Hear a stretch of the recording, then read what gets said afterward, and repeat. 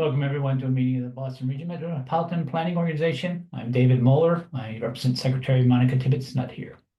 You are invited to participate in our transportation planning process, regardless of your race, color, national origin, including limited English proficiency, religion, creed, gender, ancestry, ethnicity, disability, age, sex, sexual orientation, gender identity or expression, veteran status or background.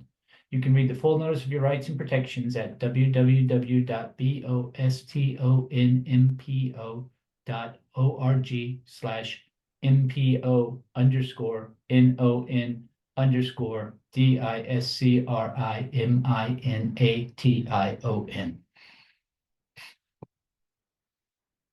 This meeting is accessible to people with disabilities. Zoom products are compliant with exceptions with the following standards: Web Content Accessibility Guidelines 2.1 Level AA standards and revised Section 508 standards. If you require any additional accommodations in order to participate fully in this meeting, or if you have any technical difficulties, please contact Priyanka Chepikar of the MPO staff at pchapekar@ctps.org or 857-702-3661 or via the chat box. All participants will join the meeting with muted microphones. Please rename yourself to include your first name, last name, and affiliation. After roll call, board members may mute and unmute themselves. Always remain muted unless actively speaking. To participate in the discussion, please select the raise hand function. Find this by clicking either on the participants button at the bottom of the screen, and a window will pop up with the raise hand button at the bottom, or the reactions button in the toolbar. The chair will then call on participants. If you are on the phone, you can use *9 to raise your hand. As I said before, I'm David Moeller. I represent Secretary Monica Tibbetts not here. Please call the roll. Thank you. MassDOT seat 1. This is David Moeller. I'm here. MassDOT seat 2. Good morning. It's John Bashad representing Highway Administrator Jonathan Gulliver. Present. Good morning. MassDOT Highway Division. Ron Romano, MassDOT Highway Division, here. Hello. MBTA. Good morning. Sandy Johnston representing General Manager Phil Eng and the MBTA. Good morning. Regional Transportation Authorities, Metro West Transit Authority. Jim Nee here. Thank you. Massport. Farrelly here. Thank you. MAPC. Good morning, Eric Barassa with the Metropolitan Area Planning Council. Good morning. MBTA Advisory Board.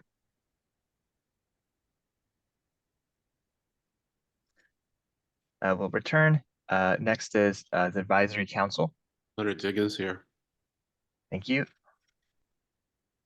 City of Boston, seat 1. Jen Rowe representing Mayor Michelle Wu and the City of Boston. Thank you. City of Boston, seat 2. Hi, good morning. Patrick Hoey here representing Mayor Michelle Wu in the City of Boston. Good morning. At-large city, City of Everett. Good morning. Eric Molinari representing Mayor Carlo Di Maria in the City of Everett. Good morning. At-large city, City of Newton. Good morning. David Kozas representing Mayor Ruth Ann Fuller in the City of Newton. Good morning. At-large town, Town of Arlington. This is John Alessi representing Select Board Chair Steve DeCourcy in the town of Arlington. Thank you. At-large town, Town of Brookline. Good morning, Erin Chute representing Chairman Bernard Green for the town of Brookline. Morning. Intercore Committee, City of Somerville, please. Good morning, Tom Bent, City of Somerville representing Mayor Ballantyne in the Intercore. Morning. Minuteman Advisory Group on Interlocal Coordination, Town of Acton. Good morning, Kristen Guichard representing Select Board Chair Fran Arsenal for the Magic Subregion. Morning. Metro West Regional Collaborative, City of Framingham. Good morning, Dennis Giambetti representing Metro West Region and Mayor Charles Suzuki of Framingham. Good morning. North Shore Task Force, City of Beverly. Darlene Nguyen representing the North Shore Task Force and Mayor Cahill from Beverly. Thank you. North Suburban Planning Council, Town of Burlington. Next is South Shore Coalition, Town of Hull. And then Southwest Advisory Planning Committee, Town of Rentham. Hi, Rachel Benson, representing Chairman Botash for the Swamp Region. Thank you. Three Rivers Interlocal Council, Town of Norwood. Good morning, Tom O'Rourke from the Town of Norwood, representing the Trick subregion. Good morning. Federal Highway Administration. Do we have the Federal Transit Administration? Yes, hi there, Kirsty Hostetter representing FTA Region 1. Yes, good morning, Ken Miller, Federal Highway. Acknowledging both. Thank you so much, Ken and Christy. Is there anyone just returning back that I've missed on the roll so far? With that, I will turn it back to the chair. Thank you. Thank you. The next item on the agenda is the chair's report. I do not have one at this time, so we'll go directly to the executive director's report. Hagan? Thanks, David, and welcome everyone. If you could please go to the next slide. So for my update today, I'd like to cover just a very, very brief recap and thank you for the annual meeting, an announcement related to quarterly tip readiness conversations coming up, brief mention of additional recruitments, and then spend a moment to just talk through today's agenda. We have a lot of business today. And so I just want to set the stage for which is which, just to hopefully help us smooth the way through making those business items happen. And then I'll highlight dates for the next meeting. So next slide, please. So I just want to, again, briefly recap and thanks everybody for attending the annual meeting last week. And also say that if you missed it, or if you want to see it again, you can find it on the MPO's YouTube channel. There's a link on the screen, and also we'll put it in the chat. I just kind of wanted to acknowledge that there are a lot of really great remarks in support of and recognizing the value of regional planning and collaboration. And I think that's a really positive space to be in terms of an annual meeting. And I also really appreciated the Highway Division's presentation illuminating how they're experiencing expanding capital program and the efficiencies that they've been working to capture to sort of enable their tapping into additional funding opportunities. That was a really helpful presentation. I've heard from you all that you found that very useful in context setting. I'd also like to acknowledge the really excellent presentation we had from AMPO, the National Association for MPOs, about their priorities related to the transportation reauthorization coming up. And their focus is really enhancing how MPOs do their work through advancing those priorities. So we will share as well, you'll see on the screen a link to a page that has more resources related to their work in this area. And we'll also put it in the chat. And then finally, I hope that the staff provided highlights, spotlights around project grant and planning activities, helped paint a picture for the impact of the work that this board does throughout the year, as well as the staff who support you all in making these decisions. And we heard a lot of really great positive comments, and I really appreciate that. I really do want to say that is the point of the annual meeting, is to really celebrate the power of collaboration at this scale and also the impact of the work that we do as an MPO. And it serves to set a foundation in my mind for the collaboration and the work that we do all throughout the year. So if you do have any feedback about the annual meeting, about making it meet those goals more effectively, positive or constructive feedback, I welcome it all. Please don't hesitate to reach out to me. Please do let me know what your thoughts are, and we'll take that into consideration as we approach the next annual meeting. The next slide, please. So we just have an announcement related to the quarterly tip readiness overview conversations that we've set up. If you'll recall, in parallel with the MOU update, we also updated the MPO's operations plan very recently. And as part of that, we introduced a process, including an expectation for quarterly readiness reviews for projects in the current tip. So we're going to have the first quarterly conversation in this spirit on December 19th. And it will be largely happening in the TIP Process Engagement and Readiness Committee, which is fondly known as TIPR. But we will also cover some aspects of the TIP readiness updates in the full board meeting, which starts at 10 a.m. on December 19th. So that day at the board meeting, we expect the focus to be more on specific project updates on major projects currently in the TIP, likely tentatively scheduled the reconstructions of McGrath Highway in Somerville and Rutherford and Boston. And then the more complete report out and discussion of the readiness items for the entire body of TIP projects will be presented in the afternoon, beginning at 1 p.m. at the TIP committee meeting. So Ethan has sent an email to committee members to help solicit kind of information about the project list for discussion that afternoon. Please do respond to that email. and it'll help us make it a really useful conversation. So also, I know it's a really big day, but it's really important process that this MPO has set up to help us improve our tip development cycle.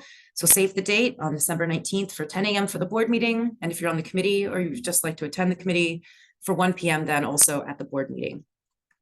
Next slide, please.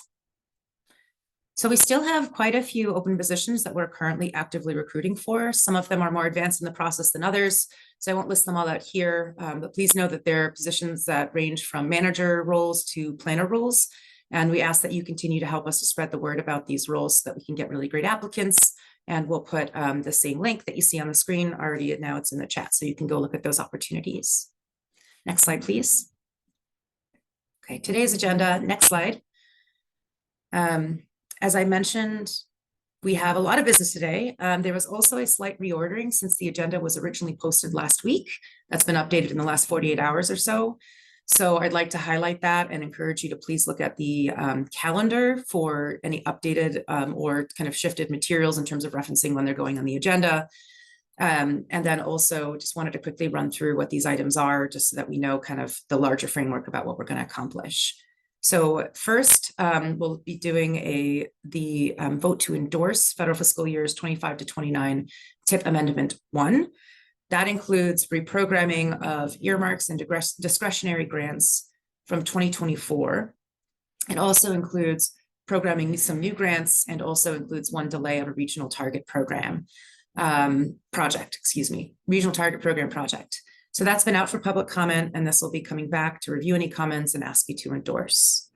And then the next item, the federal fiscal year 25 to 29 Amendment 3, that is also a vote to endorse. That has been out for public comment, and now we're asking you to approve the amendment if you so choose. That also includes discretionary grants. This includes programming of several new discretionary grants, including the Reconnecting Communities and Neighborhood grants, and some changes to the federal fiscal year 25 and 26 transit programs. The next item on the agenda will be TIP Adjustment 1 for the current TIP. Adjustments are more administrative in nature, and this includes programming a new project in the State Highway Program into our TIP. It's already in the statewide Transportation Improvement Plan program, but it also spans multiple regions, so we're going to add it into our TIP as well, if you so approve. The next item will be the first amendment to the long-range transportation plan known as Destination 2050. So this amendment is going to propose the addition of a project bundle into the long-range plan related to the MBTA's Green Line Transformation Core Capacity Program, and that's going to go into the long-range plan's recommended projects list. And the reason for this is that the MBTA is applying for the FTA Capital Investment Grant Program, which requires that a project bundle be listed in the region's fiscally constrained long-range plan as a precursor to submitting the application to the FTA. So to help us with this topic, the MBTA will provide a little bit more context to the grant opportunity during this specific agenda item. But to accommodate this process in the December application deadline, we'll ask you to consider a shortened public comment period matching the TIP public comment period of 21 days. And then almost done with the amendments, but bear with me. So then there also will be a new TIP Amendment 4 that we're asking for a vote to release for 21-day comment. That includes the above mentioned bundle of MBTA projects related to the grant opportunity, as well as some other changes to the State Highway Program and a number of changes to the 25 to 29 transit program. And then the last amendment is related to the federal fiscal year UPWP Amendment 1, which adds 6 grant-funded studies that we've been requested by FHWA to include in the UPWP to enable that grant funding. So as an example, that's going to include Reconnecting Communities and Neighborhoods grants and a Safe Streets and Roads for All planning grant. So many, many amendments. Thank you for your patience. Please ask questions if it gets a bit confusing about which one is which. We'll try to keep us as oriented as possible, but it really is kind of partly reflective of these really amazing grant opportunities that we've been seeing come in the door for the Boston region, and a lot of those are sort of being played out in terms of all these amendments. The remaining business are 2 work scope items. These are both related to mapping for different MBTA initiatives. One is for bus shelter maps, and the other is mapping related to the bus network redesign, an ongoing initiative. And those will be presented by our cartographer and manager of the graphics team, Ken Dumas. And then we will have a presentation on a discrete study called Lab and Municipal Parking Phase 2 by Sophie Fox. And in that study, we collect and analyze parking data at lab and life sciences to understand the demand in that industry in our region. All right, big breath. And next slide, last slide. So just a reminder, our next meetings are December 5th and December 19th. I've already talked about the relevance of the 19th meeting, which will have discussions around the TIP project readiness, representing your quarterly updates. And also we expect on the 5th, the first meeting of the month, to have potentially a scheduled presentation by MassDOT on the Alston Multimodal Project, and also updates, perhaps an action item on approving the new DIDB policy. And then we also hope to present on another completed discrete study, the strategies for environmental outreach and engagement. So I hope you'll also save the dates for those two meetings. And with that, David, I'm happy to hand it back and answer any questions people might have. Thank you, Tegan. Any questions for Tegan? Seeing and hearing none. Next item on the agenda is public comments. Is there anyone from the public who would like to comment at this time? Please raise your hand if so. Seeing none, if you want to comment during the meeting, raise your hand and we will try to call on you. Next item on the agenda is committee chairs reports. Are there any? Derek Cravat. Yep, thank you, Mr. Chair. I just wanted to mention that later on in the agenda, as Tegan mentioned, there is an item for a Unified Planning Work Program amendment, number 1 to the fiscal year 25 UPWP. Just wanted to say that as chair of the UPWP committee, we met on November 7th as a committee to endorse this amendment and recommended waiving the comment period, as this amendment is a series of federal grant awards that are being programmed on the fiscal year 25 UPWP. So in an effort to make sure these are endorsed and can obligate quickly per federal regulations, we're asking for that waiving of the comment period. I also wanted to note that the amendment includes one addition that was not presented to the committee that we had found out about after the amendment was presented to the committee. That is the MBTA's grant for South Salem's commuter rail station stop conceptual design that the city of Salem received in partnership with the MBTA. It is a raised grant that we're proposing to add to this amendment, and Dave Hong will present more details when we get there, but just wanted to say it's MassDOT's recommendation that this be included along with the amendment as part of the process. So more details when we get there, but just wanted to say that the committee did review and endorse this and wanted to note the addition. Thank you. Thank you, Derek. Any questions for Derek at this time? Seeing none. Next item on the agenda is the Regional Transportation Advisory Council report. Is there one? Thank you, Mr. Chair. There is no report. Thank you, Lynn. Next item is the approval of the minutes of October 10th. Can I get a motion in a second to approve these minutes? Please state your name for the record when making the motion. Eric Barassa. Thank you, Mr. Chair. Eric Barassa. I make a motion to approve the minutes of the October 10th meeting. Thank you. Is there a second? Hannah Silikowski. Hannah Solikowski, MBTA Advisory Board, second the motion. Thank you. Motion have been made and seconded. Are there any comments, changes, questions, or suggestions? Seeing and hearing none, please call the roll. David Muller, Yes. John Bouchard, John Romano, John Romano, yes. Sandy Johnston, Sandy Johnston, yes. thank you. Jim Nee, I will abstain, not because I wasn't present, because I wasn't a member of the board at the time. Roger. Sarah Lee, Sarah Lee, abstain. understood. Eric Barassa, Eric Barassa, yes. Hannah Swidlikowski, Hannah Solikowski, yes. Len Diggins, Diggins, yes. Jen Rowe, Jen Rowe, yes. Patrick Hoey, Patrick Hoey, yes. Eric Molinari, Eric Molinari, yes. David Kozis, David Kozis, yes. John Alessi, John Alessi, yes. Aaron Shute, Erin Chute, yes. Tom Bent, Tom Bent, yes. Kristen Guichard, Kristen Guichard, yes. Dennis Giambetti, Dennis Giambetti, yes. Darlene Nguyen, Darlene Nguyen, yes. Melissa Tantakis, Melissa Tantakis, yes. Rachel Benson, Rachel Benson, yes. Tom O'Rourke. Tom O'Rourke, yes. Just returning back to, do we have John Bouchard for this vote? With that, this motion carries. Back to you, Mr. Chair. Thank you, David. Next item on the agenda is TIP Amendment 1. All right, thank you, Mr. Chair, and good morning. My name is Adriana Jacobson, and I am a capital programming planner with the Boston Region MPO.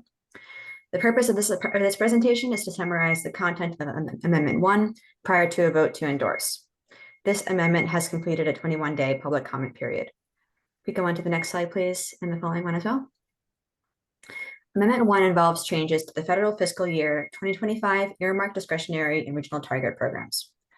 This includes the reprogramming of federal earmarks and discretionary grants that were incorporated into the FFY 2024-28 TIP, but did not contract or obligate funding in FFY 2024. There are also new federal discretionary grant awards through sources including Safe Streets and Roads for All and the Charging and Fueling Infrastructure programs.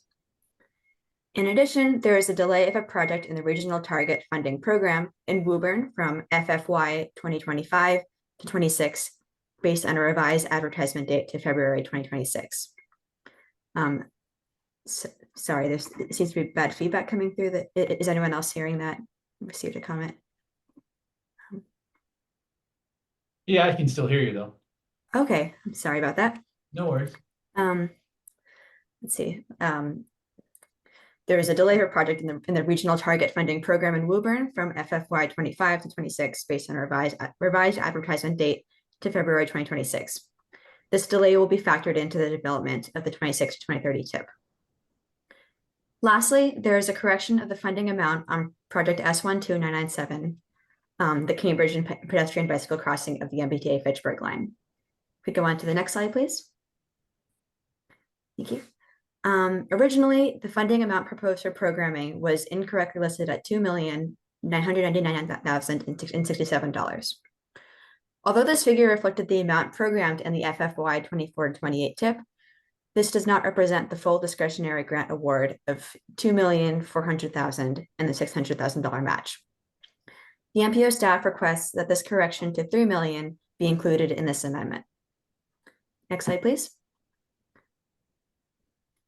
Now we will move on to the public comment summary. The public comment period for Amendment 1 began on October 14th, 2024 and concluded on November 4th, 2024, during which the MPO staff received and addressed 2 public comments.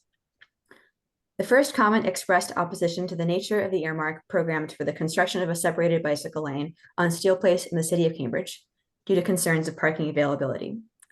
Although the comment was critical of protected bike lanes in a more general sense, it's important to note that the project site has since moved to Cambridge Street. The MPO staff responded to this comment and relayed the information to the city of Cambridge. The second comment did not pertain to any specific project in this amendment and instead was a request to investigate and construct a pod system of transit for the Boston region. Next slide, please. The MPO staff requests that the board votes to endorse Amendment 1, inclusive of the cost correction for project S12997. Next slide, please. Thank you. Thank you. Any questions for Adriana? Seeing and hearing none, can I get a motion and a second to adopt the amendment as presented today? Eric Barassa. Thank you, Mr. Chair. Eric Barassa, I'd like to make a motion to adopt the Amendment 1 as presented today. Patrick Hoey. Patrick Hoey, yes. No, I need a second, Pat. I second. Thank you. Motion has been made and seconded. Please call the roll. David Moeller, Yes. John Bouchard, John Bouchard, yes. John Romano, John Romano, yes. Sandy Johnston, Sandy Johnson, yes. Jim Nee, Jim Nee, yes. Sarah Lee, Sarah Lee, yes. Eric Barassa, Eric Barassa, yes. Hannah Switlikowski, Hannah Swillikowski, yes. Glenn Diggins, Diggins, yes. Jen Rowe, Jen Rowe, yes. Patrick Hoey, Patrick Hoey, yes. Eric Molinari, Eric Molinari, yes. David Kozis, David Kozis, yes. John Alessi, John Alessi, yes. Aaron Shute, Aaron Shute, yes. Tom Bent, Tom Bent, yes. Kristen Guichard, Kristen Guichard, yes. Dennis Giambetti, Dennis Giambetti, yes. Darlene Nguyen, Darlene Nguyen, yes. Melissa Tantakis, Melissa Tantakis, yes. Rachel Benson, Rachel Benson, yes. Tom O'Rourke. Tom O'Rourke, yes. This motion is carried, Mr. Chair. Thank you. Next item on the agenda is tip amendment 3, Ethan Lapointe. All right, thank you, Mr. Chair, and good morning, everybody. My name's Ethan Lapointe. I'm the Transportation Improvement Program Manager. The next tip amendment before you here today is tip amendment 3 to the federal fiscal years 2025 to 29 tip, also for an endorsement. If we could go on to the next slide and the one after that, please. The content of Amendment 3 is somewhat similar to the content of Amendment 1, although with some key differences. Namely, Amendment 3 also included changes to the federal fiscal years 2025 earmark discretionary program, but also some changes in the federal fiscal years 25 and 26 transit programs. As a refresher, this amendment had proposed the programming newly of 17 federal discretionary grant awards and also 4 previously programmed discretionary grant awards that have been put in the federal fiscal years 2024 to 28 tip through various amendments, but had to be reprogrammed because they did not advertise in that federal fiscal year. Also, I would just like to note as well as we go on to the next slide that based on some discussions we've had with the city of Salem, or rather some correction, there is also one change in this amendment, also with regard to cost, just as we just saw with Amendment 1. The South Salem Commuter Rail Project, which was awarded funding through the federal fiscal years 2024 RAISE discretionary grant program, was awarded specifically under an Areas of Persistent Poverty grant designation, which meant that a local match was actually not required in the award, and the previous figure that was included in this amendment was inclusive of that match. The revised figure that we're now asking MPO members to consider as part of this amendment only shows the $2,776,000 of the award to conduct planning and design activities, specifically 100% design activities for the South Salem Commuter Rail Station. If we can go on to the next slide. The public comment period for Amendment 3 began on Monday, October 28th and concluded on November 18th at 5 p.m. We received no public comments during that time. We can go on to the next slide. MPO staff are requesting then that the board votes to endorse Amendment 3, inclusive of that change I just mentioned with regard to the South Salem Commuter Rail Stop project.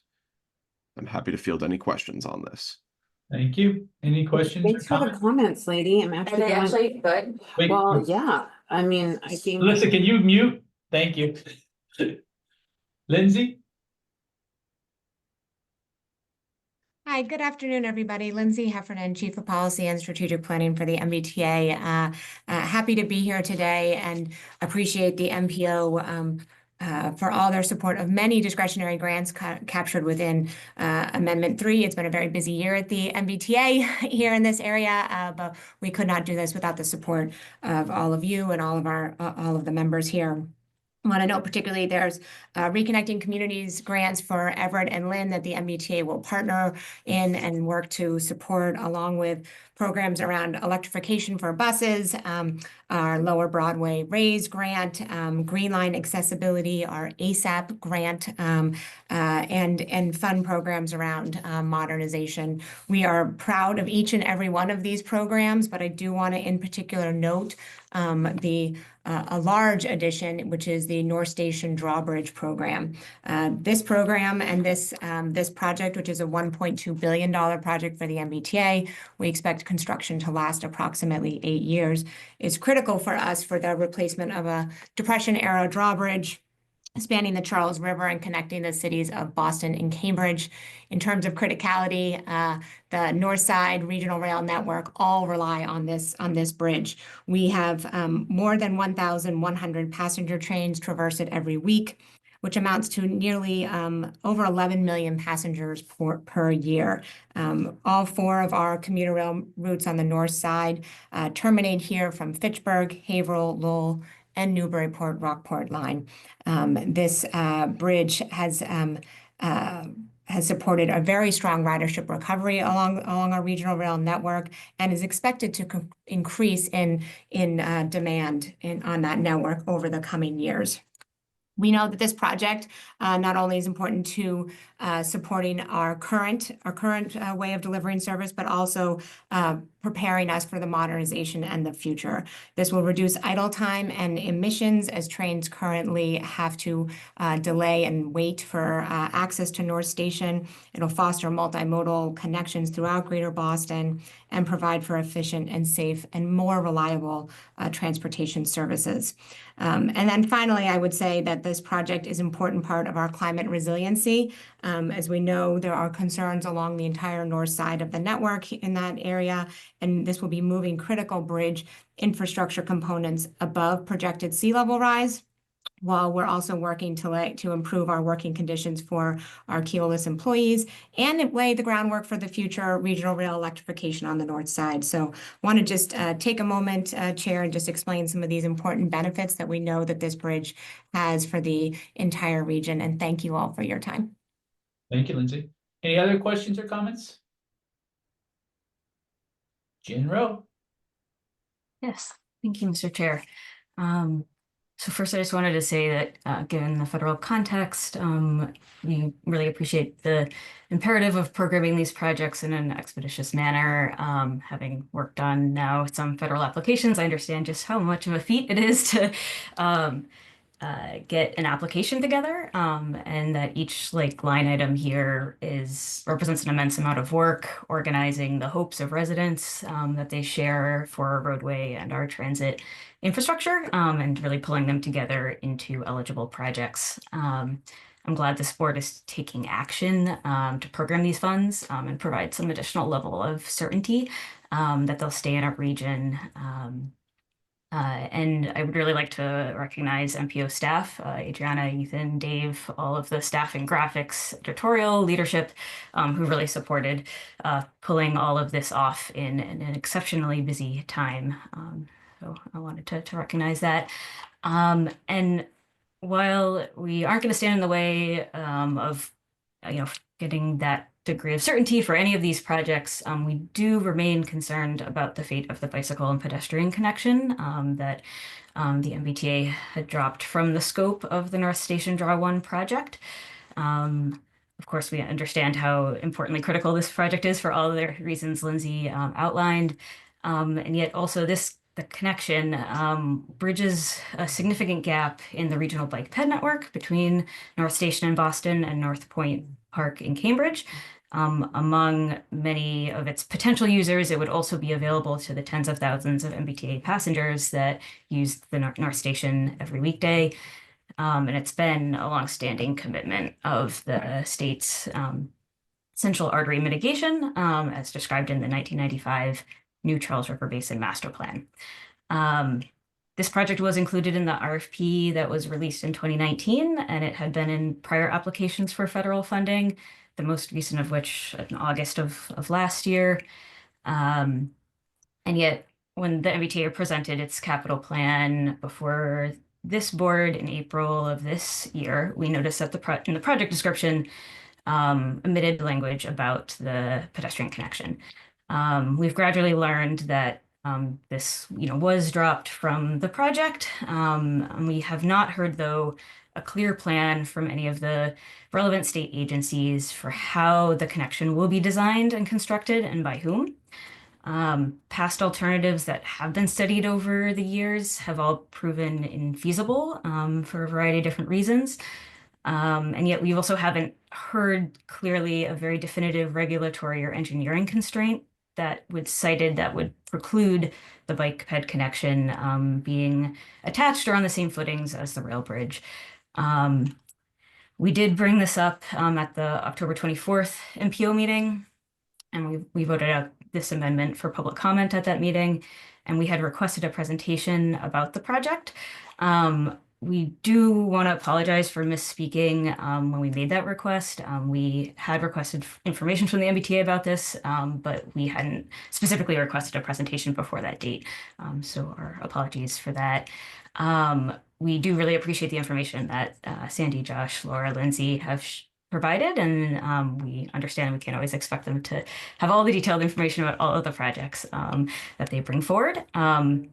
At the same time, we would really like to request that all relevant state agencies, including leadership or representatives from the T, MassDOT, EEA, DCR, come before the MPO with a plan for building this pedestrian connection and do that soon, because we realize that this project is moving forward quickly. We know we have a lot on our agenda in December, and so for that reason, would like to ask the chair if in voting to approve this amendment, we could commit on coordinating a joint presentation in one of our January meetings. So I can't commit to other state agencies or anybody making a presentation in January. But I've heard the request. We will figure out the answer once we get the chance to talk amongst ourselves. But I can't commit today, Jim. Any other questions?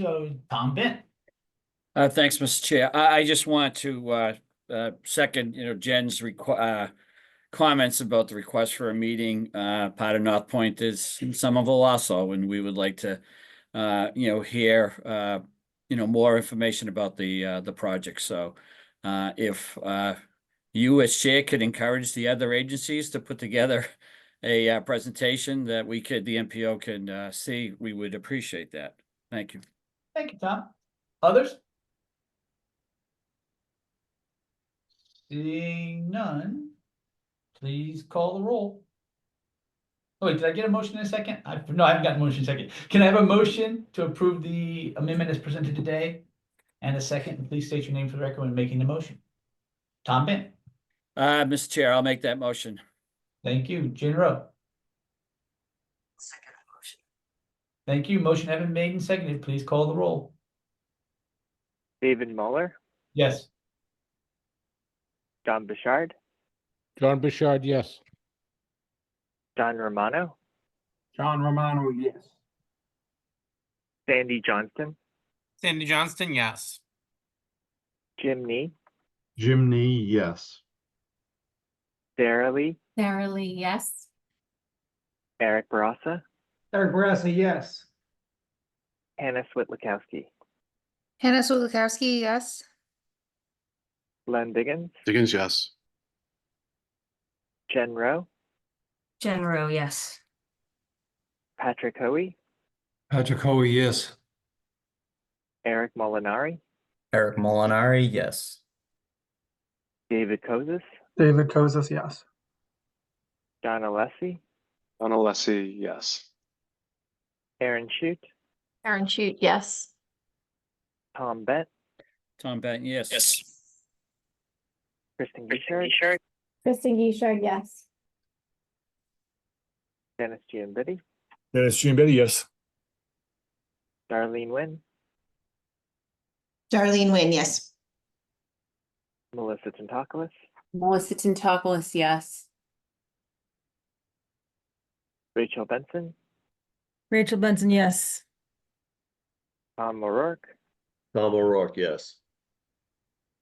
This motion is carried, Mr. Chair. Thank you. Thank you all. What's next on our agenda? Next up is action item on tip adjustment number 1, Ethan Lapointe. Thank you again, Mr. Chair. And if we can go on to the next slide, this is adjustment 1 to the federal fiscal years 2025 to 29 tip, as Tegan mentioned earlier in our executive director's report. We can go on to the next slide.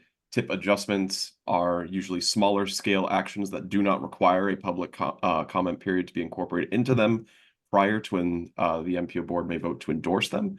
So this is a new action item here that incorporates a single project into the Boston Region Transportation Improvement Program, specifically within the federal fiscal year's 2025 statewide highway program. I specify Boston Region as the project is already listed on the State Transportation Improvement Program because it includes multiple work sites within Boston Region communities. Specifically, if we go on to the next slide, this is a vulnerable road user effort that MassDOT has been conducting, in this case, a line item for communities falling within MassDOT Highway Districts 4 and 6 for systemic safety improvements near bus stops. This project is using dedicated vulnerable user safety funding with a budget of $1.74 million under this line item. And while these project locations go beyond the Boston region, some of the locations that fall within this contract are within the communities of Burlington, Everett, Medford, and Revere. The work types that are involved here focus on improvements for vulnerable road users near to bus stops, including pedestrian refuge islands, reflective and flashing warning signs, or other measures, including high visibility crosswalks, curb extensions, etc. Again, this project is already listed on the STIP. It's just being reflected also on the TIP. We can go on to the next slide. Again, this is a TIP adjustment. So the MPO staff are requesting that the board votes to endorse adjustment 1 and this one line item within it. Thank you, Ethan. Any questions for Ethan? Seeing none, can I get a motion and a second to adopt the adjustment as presented today? And please state your name for the record. Lynn? Leonard Diggins motions, make a motion to adopt. Thank you. Hannah? Hannah Swilikowski, second the motion. Thank you. Motion having been made and seconded, please call the roll. David Muller, Yes. John Bouchard, John Bouchard, yes. John Romano, John Romano, yes. Sandy Johnson, Sandy Johnston, yes. Jim Nee, Jim Nee, yes. Sarah Lee, Sarah Lee, yes. Eric Barassa, Eric Barassa, yes. Hannah Swilikowski, Hannah Swilikowski, yes. Len Diggins, Diggins, yes. Jen Rowe, Jen Rowe, yes. Patrick Hoey, Patrick Hoey, yes. Eric Molinari, Eric Molinari, yes. David Kozis, David Kozis, yes. John Alessi, John Alessi, yes. Aaron Shute, Aaron Shute, yes. Tom Bent, Tom Bent, yes. Kristen Guichard, Kristen Guichard, yes. Dennis Giambetti, Dennis Giambetti, yes. Darlene Nguyen, Darlene Nguyen, yes. Melissa Tentakoulis, Melissa Tentakoulis, yes. Rachel Benson, Rachel Benson, yes. and Tom O'Rourke. Tom O'Rourke, yes. Motion carries, Mr. Chair. Thank you. Next item on the agenda is the Long Range Transportation Plan Amendment 1. Before we go to Aaron, I'm going to ask Lindsay if she can tee it up for us, please. Be more than happy to. And Mr. Chair, I was remiss in not beginning by appreciating the CTPS staff and Tegan, all of them, for a fabulous annual meeting last week. It was a great opportunity to see many of you in person and a little more casually reconnect. I'm here today. I think you have my slide deck. If you can go to the next slide.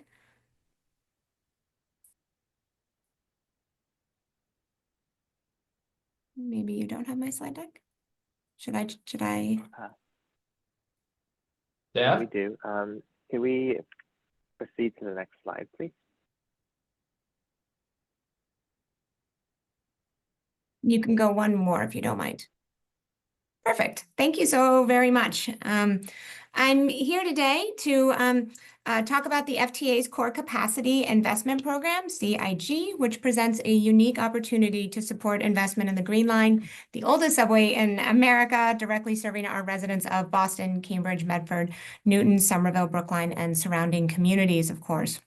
Maybe some of you a few weeks ago were in Government Center. This image is taken from when we had a mock-up of one of those Type 10 supercar vehicles. They're larger, more accessible, and ultimately will dramatically improve the rider experience. The Green Line Transformation Core Capacity Program will make significant improvements to the entirety of the Green Line, ultimately increasing capacity through upgrading signal and power infrastructure, modernizing maintenance facilities, and improving safety and reliability for our customers. And today, we are seeking the support of the MPO to position the MBTA to be successful in our efforts to receive federal discretionary funding for GLT from the FTA's Core Capacity Program. If you can go to the next slide, please. This timeline, I hope, isn't too small on your screens, helps to explain how long and how comprehensive this program is. The Federal Transit Administration's Capital Investment Grant through Core Capacity is designed to help transit systems expand capacity in areas at or near our current capacity. It provides a structured pathway for projects to receive federal funding through a multi-step evaluation and rating process. Projects must demonstrate the ability to increase corridor capacity by at least 10%. And I have 3 phases: project development, engineering, and a full funding grant agreement. The MBTA entered the project development for Core Capacity Program in May of 2020, which you can see on the slide here, and are now poised to submit our request to the FTA to enter the engineering phase. Once in engineering, we will refine concepts and be developing phasing plans, which will be implemented over the next 10 years in collaboration and consultation, of course, with all of our municipal partners here. The MBTA has identified 17 existing projects, including the purchase of additional Green Line Type 10 vehicles that combined will increase capacity by 10% to be eligible for funding through this program. We can receive significant federal reimbursement if all program requirements are met. Today, we are seeking the support of the MPO to include, or in some cases, reorganize many of these projects on the TIP and to include them on the long-range transportation plan to put the MBTA in the best position to secure limited and competitive federal dollars. You can go to the next slide, please. The MBTA's Core Capacity Program is entirely centered around the new Type 10 supercar. These larger and more reliable cars, which are also accessible, require us to make investments in many parts of our infrastructure.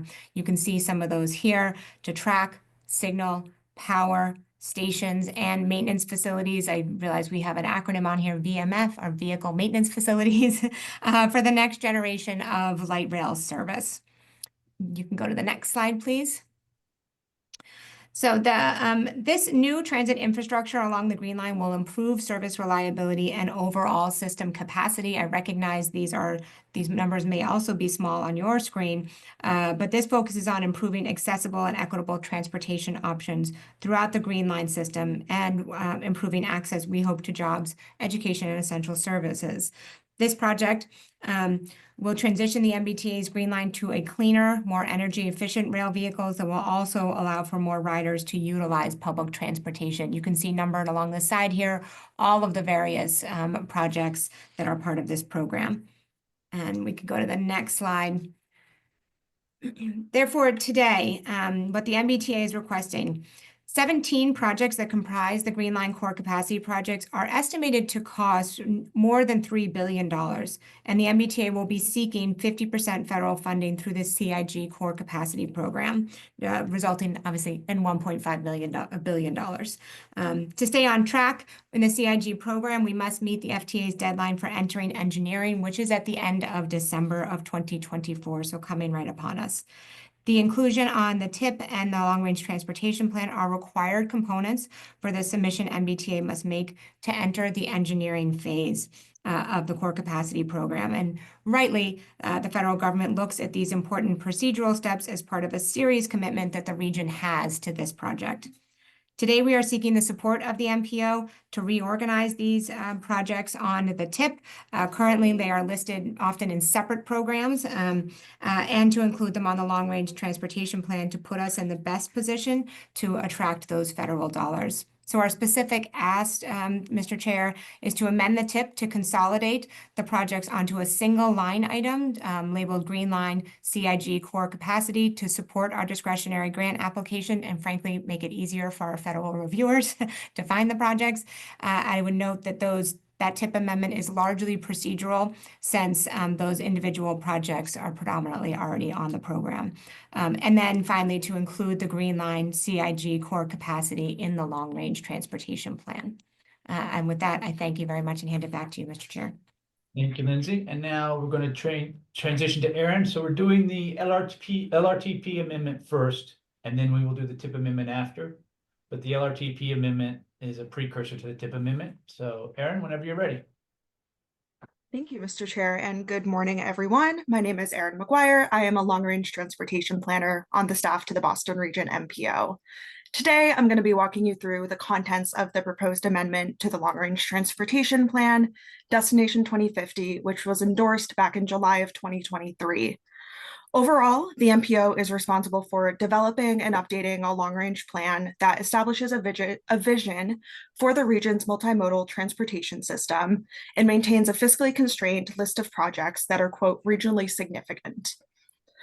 The primary reason for this amendment is to include a line item in the recommended projects list to reflect a 17 project bundle for which the MBTA is pursuing a federal discretionary grant to improve the Green Line.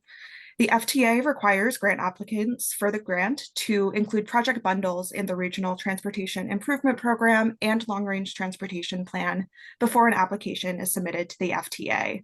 As Lindsay mentioned, this is due in late December, so MPO staff are proposing a shortened 21-day public comment period to accommodate this grant application to make sure that the amendment can be endorsed by late December. This is permitted under the MPO's public engagement plan in cases of unforeseen regulatory requirements, such as this one. Next slide, please.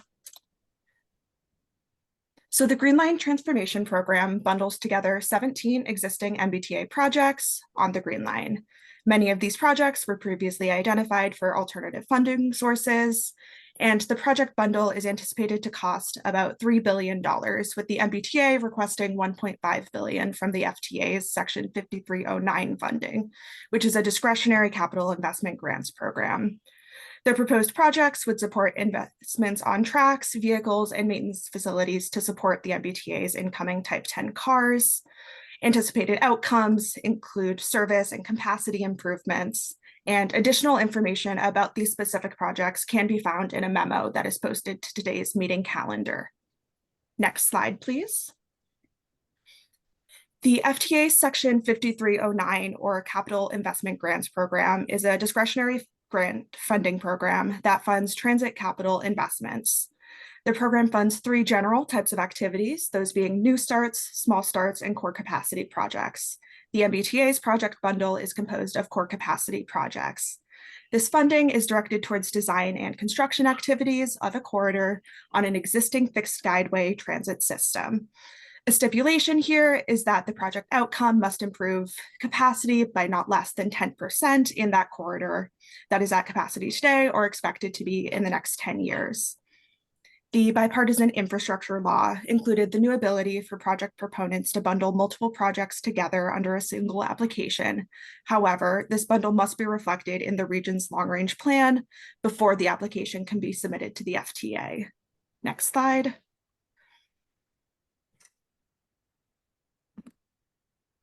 And as a result, today's requested action is for the MPO board to vote to release the Destination 2050 Amendment 1 for an abbreviated 21-day public comment period.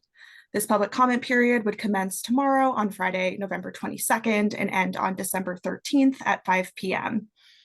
With that, if we could go to the next slide, I am happy to facilitate a discussion. Thank you, Aaron. I think I have people who are going to have a discussion, so I'm going to call on them. Lindsay and Aaron, be ready. Lynn Diggins. Thank you, Mr. Chair. I very much inclined to support this, but the obvious question that makes me think that I'm just missing something is, what will be the source of the remaining 1.5 billion? Lindsay? Sure. The MBTA has already committed a significant amount of our resources towards these programs. In fact, we are required to have a 30% match of what we believe our portion to be to enter engineering, and we do already have that through our capital investment plan. Again, many of these programs are already in flight and in process at different levels. We will have to get to 50% of our share by the time we enter full funding grant agreement, which I think is about 2 years from now. So we will be continuing to contribute additional resources coming both Mr. Higgins, from MBTA bonds, from other federal formula funding, from state funding. We are in conversations with the state about potentially looking at using the relatively new state David, you may be able to help me. There's a federal matching program to help municipalities and state agencies obtain federal grants. So we're talking about potentially there as well. So we do have many different irons in the fire here to figure out how to get our piece of the pie together. Okay. And the only reason I ask is that to the extent that the MPO has to put up funds, which I'd be fine with, I would just ask that we then determine how that may shift, may change the way we have allocated funds with respect to our goals. And so if indeed it is going to have some impact on our spending, if we could do that, it would be good, because I think it might change things in a way that I perceive as very positive. So that's it. Thank you very much. Could I just clarify, Mr. Chair? We are not asking the MPO for funds right now. So this is a long-range planning program for the MBTA, and adding it to the long-range state transportation plan just makes sense and will help us, we hope, to secure those federal dollars. We are committed to the Type 10. We have some of the vehicles coming to enter testing soon. And so this program really, frankly, must happen for the region. It would be phenomenal if we could secure the federal dollars to support the plan. Okay, great. Well, thank you. I guess still, though, my question about maybe how this factors into our allocation of funds may be relevant, maybe not be relevant. So I can discuss this maybe with the executive director or the chair at some other point. Thank you very much. David Kosis. Yes. So just saying we're very thankful that there's folks at the T and at MassDOT that are monitoring these programs, all this time, and then pouncing on it, right, when the time's ready. And, the timing is what it is, right? It seems like, if I'm understanding this, we have until the end of the year to apply for a grant that will continue to make the Green Line safer and, add capacity. And I'm assuming that there's no impact on, the huge development that we have at the end of the Green Line at Riverside, with the hundreds of units and the parking garages, sort of on the same site that a lot of this work will be done. But, unless I'm missing something, I don't see why we would stand in the way. We should do what we can to move it forward, and thank the staff, right, for, working so hard and just letting us know what's needed. May I, Mr. Chair? Sure. We are in coordination with our transit-oriented development team on that project. We expect no impact. In fact, we expect better service in the long term, which should hopefully make that project even more attractive. Thank you, Lindsay. Tom Bent. Thank you, Mr. Chair. Well, we definitely support this project. Little disappointed that once again the MPO is being asked to make a large decision with little time to consider it. And I do have a couple of other more detailed questions about a couple of the items. In project number 4, the overhead catenary system relocation. Lindsay, can you tell me if on the new section of the GLX, going from Leechmere into Somerville and Medford, was that already anticipated in that design, or is that going to have to be redone? Sure. And to clarify, your question is that were we planning essentially for the type 10 vehicles as part of the GLX program and the catenary there? There are, as I understand, and I am not the engineer on the program, but I'm happy to make sure that we can get back to you on those specifics. We are in pretty good shape with GLX in terms of the type 10 vehicles. We were designing, hoping that frankly we would be slightly farther along in those vehicles coming forward. And so we will have to make some adjustment, as I understand, to some curves on the program, but we are looking in very good shape for the GLX portion. Many of the projects, if you look them through, are really in the older sections of the Green Line. And thank you for that. And if you could get back to us with Sure. more information, because obviously if they're making changes with that would probably mean shutdowns on that line. The second question was on Project 10, Innerbelt Yard, where you're expanding the storage, yard storage, and it looks like you're adding a building down there. Would this, would the MBTA be looking to acquire any more land down there? Give me 1 second. Let me see. I do not believe we're looking to acquire any more land in that area, sir. Okay, because I was under the impression at 150 Innerbelt Road, which is privately owned, there's some discussions going on with that owner, and the city of Somerville would like to know more about what's going on with that. And again, you know, it just seems like there's been a little bit of lack of communication on that piece. So we would, you know, would like to get a little bit more information on that, and, you know, make sure that the city's involved if there is any more takings down there. Or if you're buying the land from the developer that's down there. I believe we have completed some land purchases, so we don't have any more impending, but I'm happy to make sure that we follow up with you directly on that. All right, when I checked with the city, they weren't aware of any, they knew there was some discussions, but they have not been made aware of any changes. Because obviously the city's concern is, you know, while, you know, we know the maintenance facility is an imperative down there, and, you know, that's why we were happy to, you know, have it put in the Innerbelt area, but it's taking, you know, more land off the city's tax rolls. So I'd like to, if we could get more information on that, that would be appreciated. Happy to. Thank you, Tom. Any other questions or comments at this time? Seeing, oh, Jim Rowe. I just wanted to note that the city is appreciative of the overall effort to really modernize the Green Line.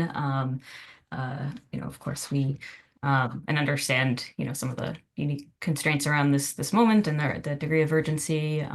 So I think, you know, overall, you know, appreciative of the effort, and do kind of, you know, would like over time to have, you know, a bit more time to review and confirm. But I think, you know, overall, appreciate that this program is moving forward, that it's going to make really how aligned it is with our region's goals. I appreciate staff for kind of detailing that out in the memo also.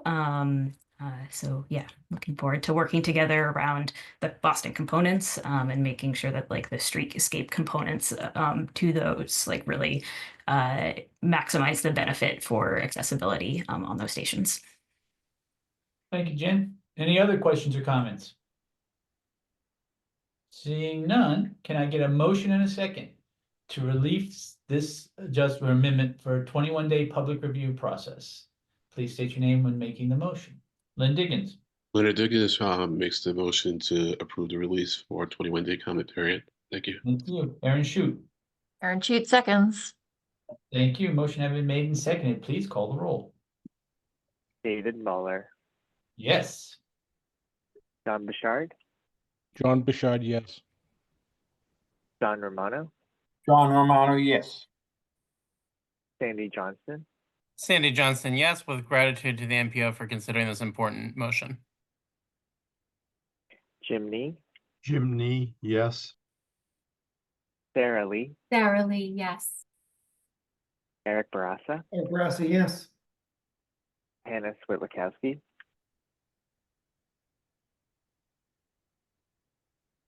I will return. Len Diggins, Diggins, yes. Jen Rowe, Jen Rowe, yes. briefly returning back to Hannah Switlikowski.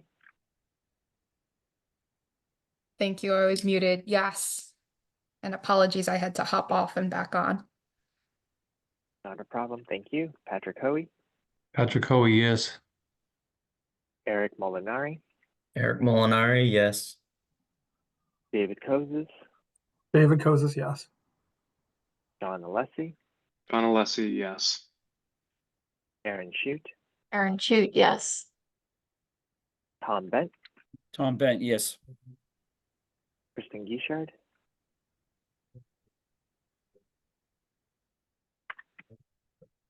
Dennis Giambetti,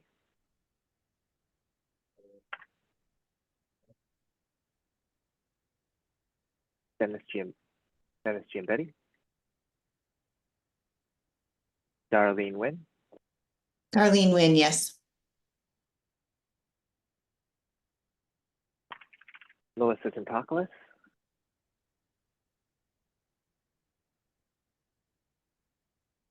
Rachel Benson, Rachel Benson, yes.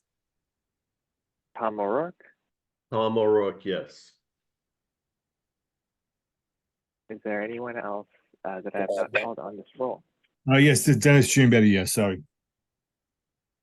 Not a problem. Noting Dennis Giambetti. Anyone else?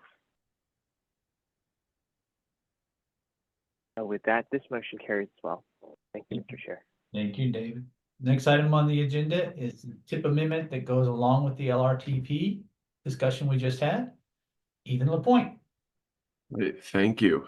This is Amendment 4 to the federal fiscal years 2025 to 29 tip, which is part of this presentation. We'll be asking the board to release this for a 21-day public comment period. If we can go on to the next slide and the one after that, concurrent with the long-range transportation plan amendment that was just released.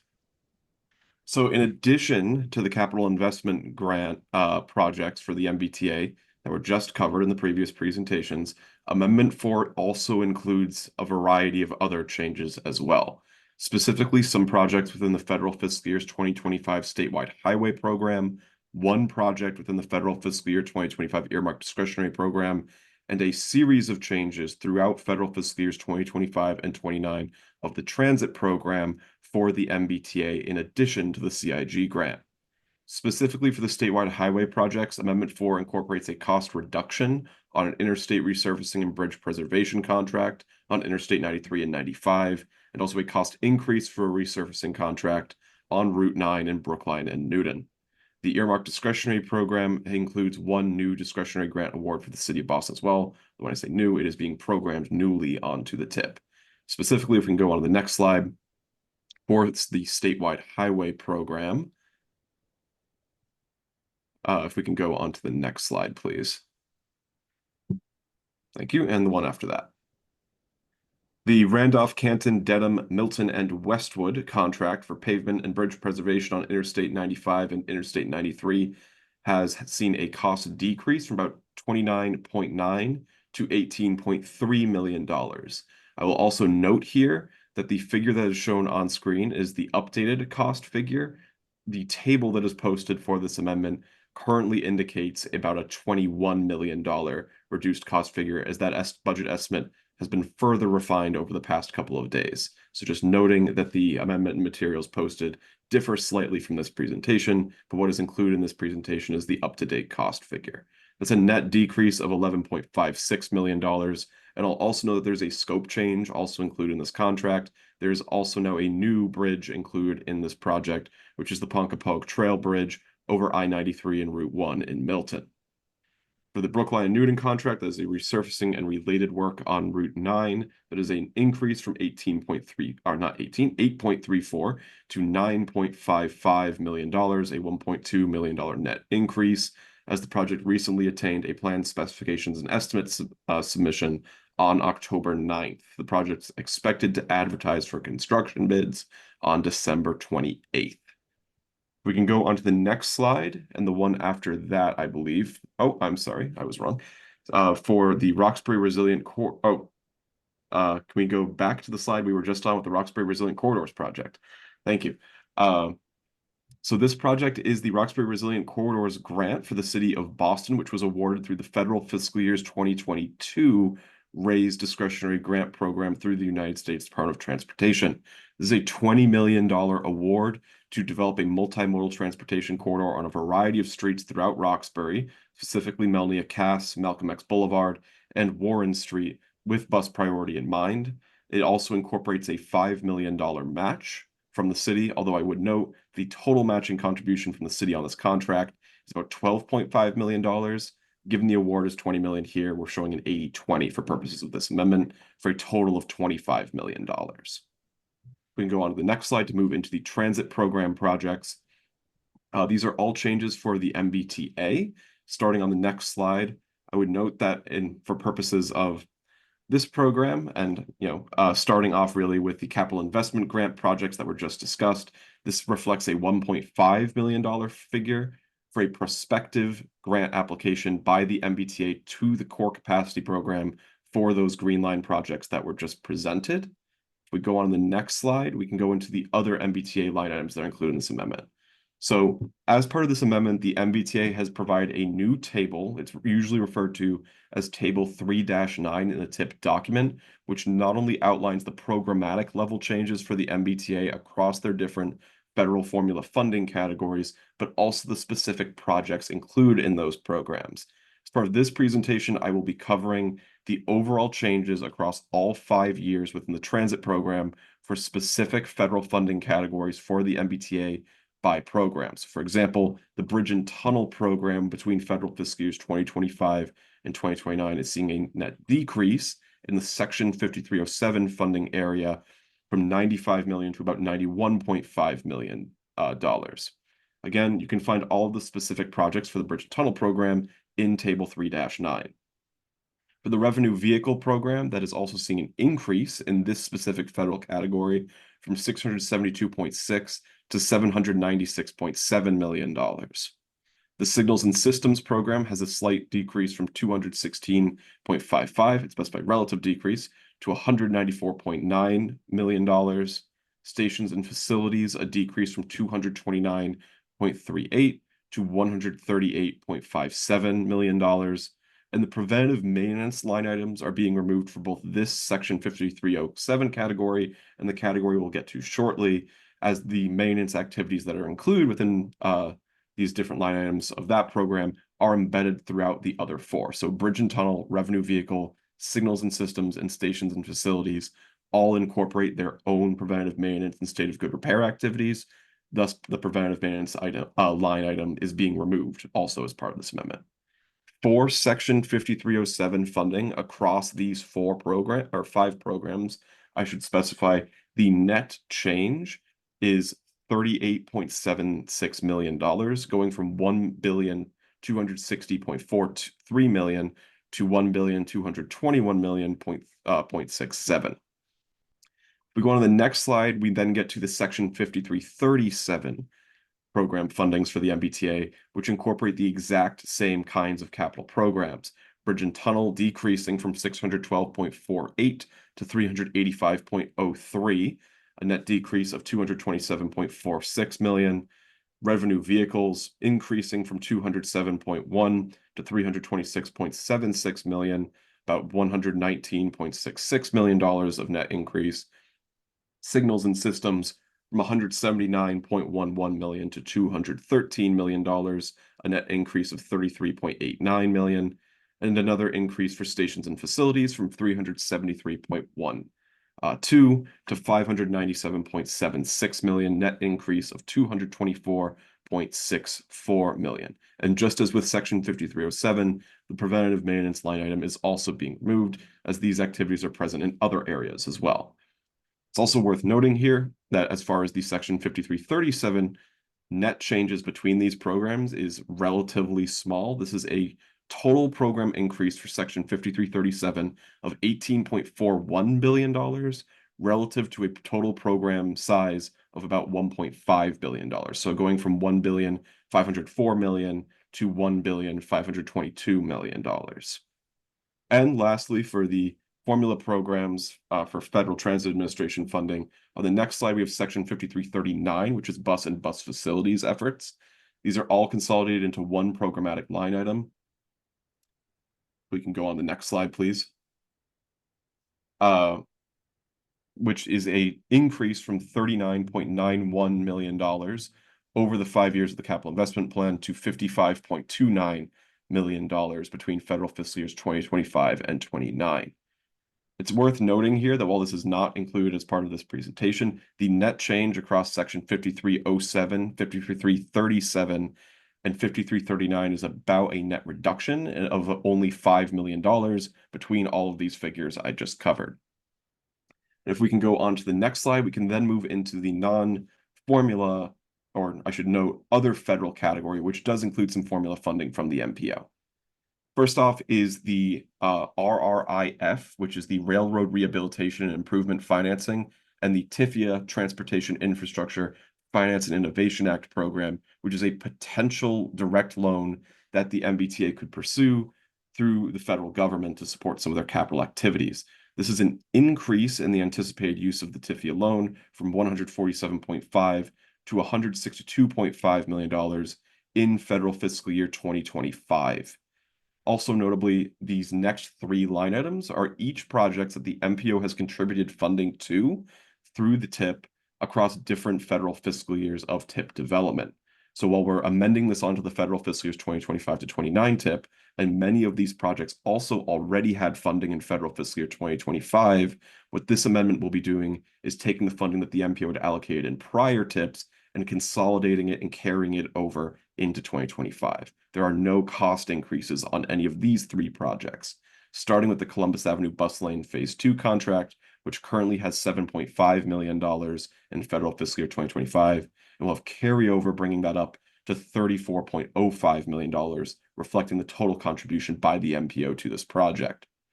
The Jackson Square Station accessibility improvements will also be increasing from $21.25 to $33.5 million, and the the rail transformation early action line item will be increasing on the MBTA side of the TIP from $6 million to $20 million. Again, each of these new figures reflect the total contribution to date by the MPO to these contracts. There are no overall changes to the project cost or the MPO's contribution as part of this amendment. If we can go on to the next slide to stick within the other federal category, we also have some other projects that have been incorporated in other TIP amendments in prior TIPs. Starting with the Worcester Union Station contract for the Worcester Regional Transit Authority funding, the WRTA transfers to the MBTA for improvements to Worcester Union Station. This is in the amount of $2.89 million and was programmed previously in Amendment 7 to the 24-28 TIP. Similarly, the Attleboro Station improvements include a transfer from the Greater Attleboro-Taunton Regional Transit Authority, or GATRA, to improve Attleboro Station in the amount of $645,000, also in Amendment 7 to the 24-28 TIP. The Linway Multimodal Corridor grant, also a raised grant, just like the City of Boston's Roxbury Resilient Corridor grant, is also proposed for programming here. It was also awarded in the same year as that Roxbury Resilient Corridor contract in federal fiscal year 2022. It's being proposed for programming in federal fiscal year 2025. If we can move on to the next slide, still sticking with a couple more projects here. We then have the Wonderland Multimodal Corridor, which is community project funding in the amount of $5 million previously programmed as part of Amendment 12 to the 24-28 TIP. A new discretionary grant here, not previously programmed, for Alewife Station and Garage Technical Assistance in the amount of $1.39 million. This is through the Innovative Finance and Asset Concession Grant Program, which will allow the MBTA to evaluate future uses of the Alewife Garage, but also then going back to some, again, prior contributions by the MPO to different transit activities administered by the MBTA. The Lynn Station Improvements Project at $48.1 million of cost carryover funding from the MPO to support capital repairs and state of good repair at Lynn Station, and also the Broad Street Corridor Transit Signal Priority Project that was funded by the MPO through the Community Connections Program in federal fiscal years 2024. We can go on to the next slide. We then also have some projects returning from the August redistribution process, which was part of Amendment 13 to the 2024-28 TIP, this being the System-Wide Flood Mitigation Project, which utilized USDOT, Federal Highway Administration, Protect formula funding from MassDOT to support system-wide resiliency efforts at the MBTA, and similarly, FHWA Carbon Reduction Plan funding for Fairmount Line decarbonization in the amount of $18.75 million. for the MBTA's Fairmount line as transferred through the auction distribution process. If we can go on to the next slide. That's the totality of all the different projects included in this amendment. So if we can move on one more, this amendment will have a 21-day public comment period. The MPO staff request that the board votes to release this amendment for that period, beginning tomorrow, November 22nd, and ending December 13th. With that, I'm happy to take any questions on any of those projects.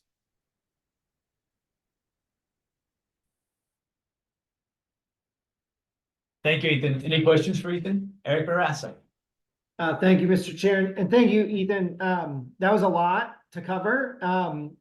It's safe to say that a lot of these projects we have had presentations on in the past, and they have been programmed in different tips, and this is sort of helping the agencies, just manage the cash flow and the program administration.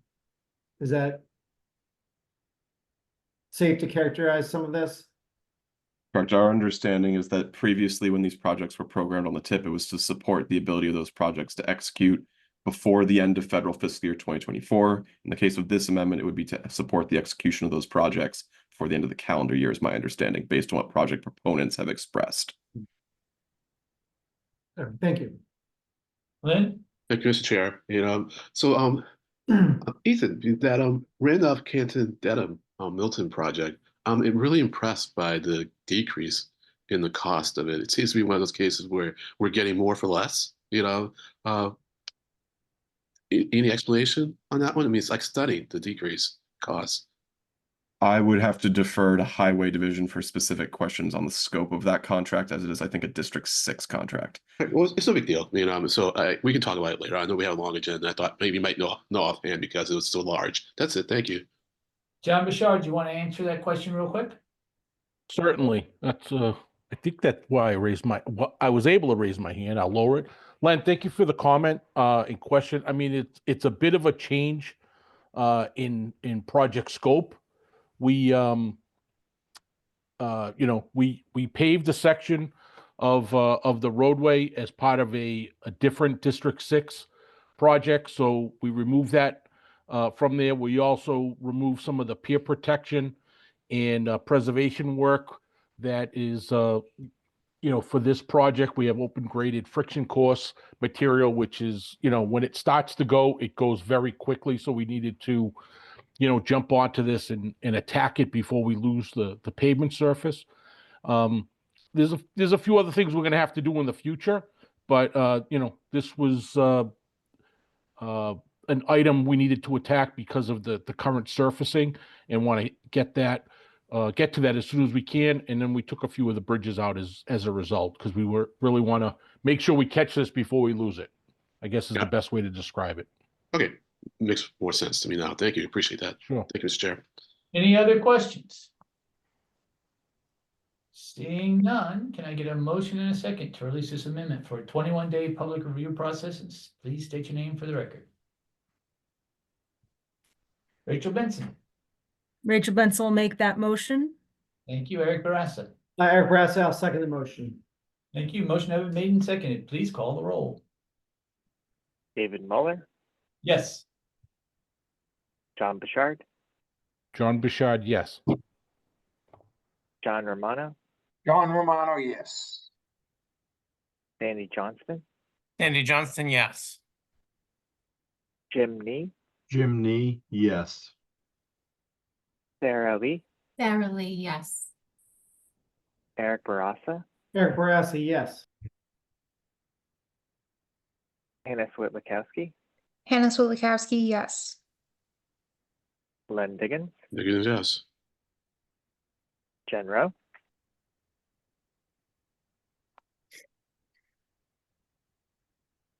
Patrick Hoey, Patrick Hoey, yes.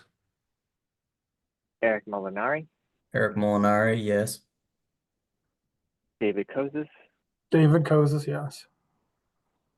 John Alessi, John Alessi, yes. Aaron Shute, Aaron Shute, yes. Tom Bent, Tom Benton, yes. Dennis Giambetti,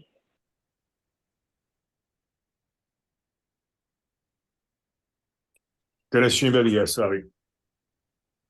not a problem. Darlene Nguyen, Darlene Nguyen, yes. Melissa Tantakis,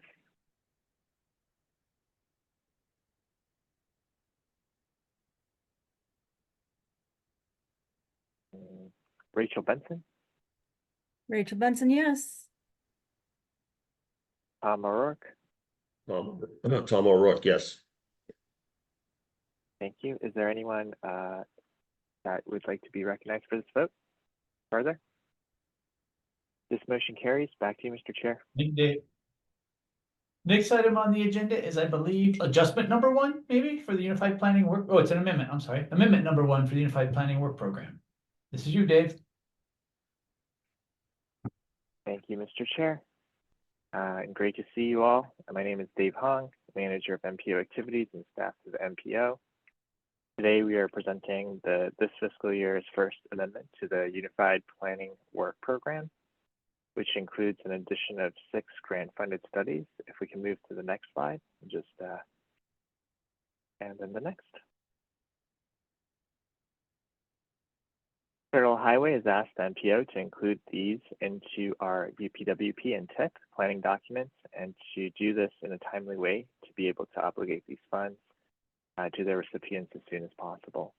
These grant-funded studies include 4 Reconnecting Community and Neighborhood grants, as you see here. 1 Rebuilding American Infrastructure with Sustainability and Equity, RAISE grant. And 1 Safe Streets and Roads for All SS4A grant. I will touch on these in brief, but where there are any questions, I believe we also have representatives from a number of the grant recipient municipalities, including Salem and Lynn today on our meeting. If we go to the next, and then the next slide after that. Beginning with the RCN grants, the first is City of Boston's Greening Chelsea Creek Waterfront Project for $2.5 million. In partnership with the City of Chelsea, this project will plan and design a critical walking and biking connection between the Mary Ellen Greenway in East Boston and the Chelsea Greenway, or pardon me, and Chelsea. City of Cambridge's bicycle pedestrian crossing of the Fitchburg commuter rail line for $2.4 million. This project will plan and design an accessible elevated pedestrian and bicycle crossing of the Fitchburg commuter rail line in North Cambridge, improving access to stores, jobs, and transit. City of Everett's Uniting Neighborhoods and Transit Opportunities for $1.2 million. The City of Everett will study the feasibility of installing a transit hub at Sweester Circle and developing safe and accessible connections between Upper Broadway, Lower Broadway, and Main Street in Everett. City of Lynn's Riverworks Reimagined for $561,000. This project aims to reconnect West Lynn by relocating the Riverworks station north of its current location and making it publicly accessible in the future. Next slide, please. And the one after that, next is a 2024 RAISE grant for Salem to do planning and design for a new commuter rail station in South Station for $2 million, $776,000. Next.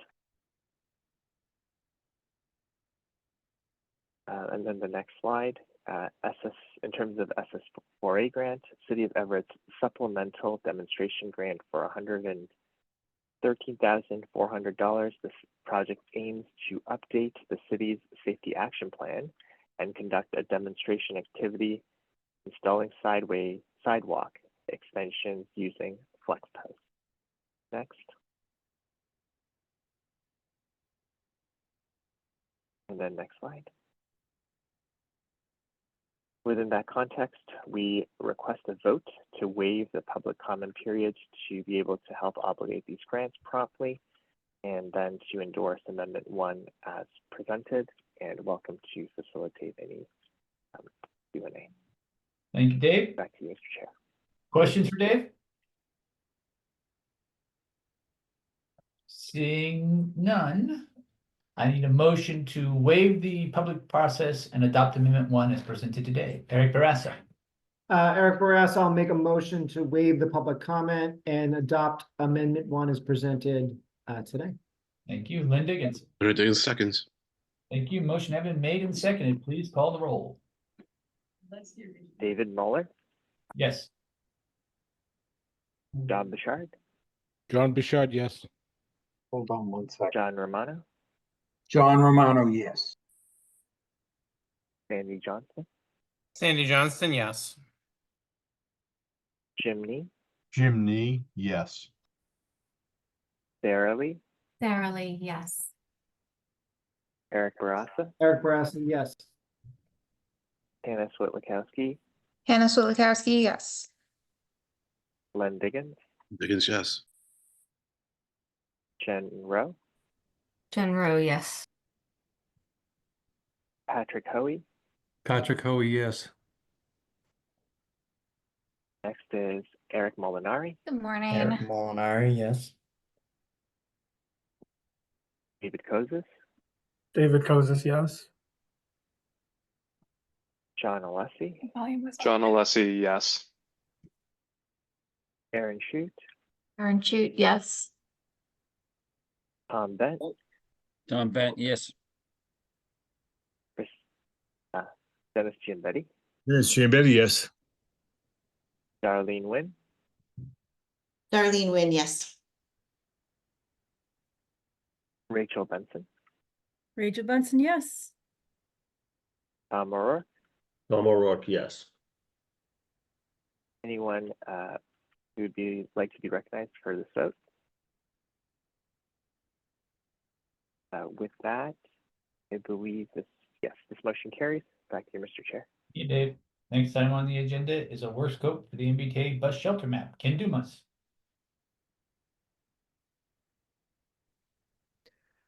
Good morning. Thank you, Mr. Speaker.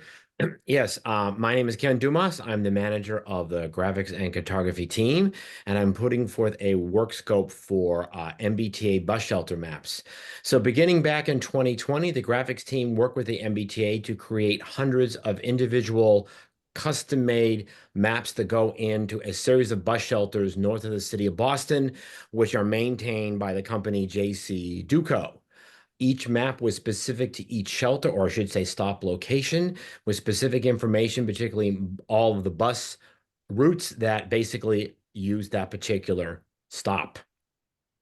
This work was concluded in 2021, and now the MBTA is embarking on a program to construct and install an additional 40 to 60 bus shelters, and they've asked for maps to be made, the custom ones for each of these shelters. The scope has a total budget of $21,183, and it will take 24 months from the notice to proceed. I'm happy to answer any questions, and I give it back to the speaker. Thank you, Chair. Thank you, Ken. Is there any questions for Ken? Seeing none, can I get a motion and a second to approve this work scope as presented today? Eric Barassa. Eric Barassa, I will make a motion to approve the work scope as presented today. Jen Rowe. Jen Rowe, I will second that motion. Thank you both. Motion has been made and seconded. Dave, please call the roll. Certainly. David Muller, Yes. John Bouchard, John Bouchard, yes. John Romano,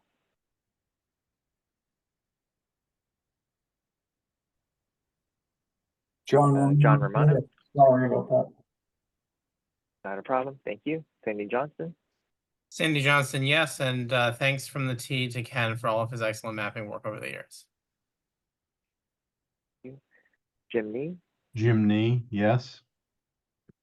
Sarah Lee, Sarah Lee, yes. Eric Barassa, Eric Barassa, yes. thank you. Hannah Switlikowski, Hannah Switlikowski, yes. Len Diggins, Diggins, yes. Jen Rowe, Jen Rowe, yes. Patrick Hoey, Patrick Hoey, yes. Eric Molinari, Eric Molinari, yes. David Kozis, David Kozis, yes. John Alessi, John Alessi, yes. Aaron Shute,